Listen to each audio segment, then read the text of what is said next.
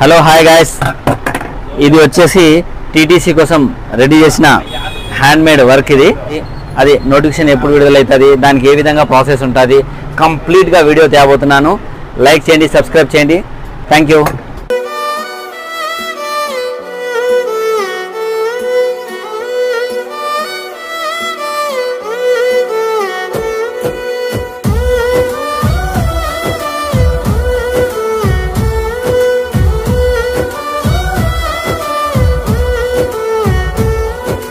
రాదురా ఏ విజయం నీ కోసం నా కోసం, ఎటుపోదురా నువ్వు చేసిన కష్టం ఎప్పటికైనా సొంతం.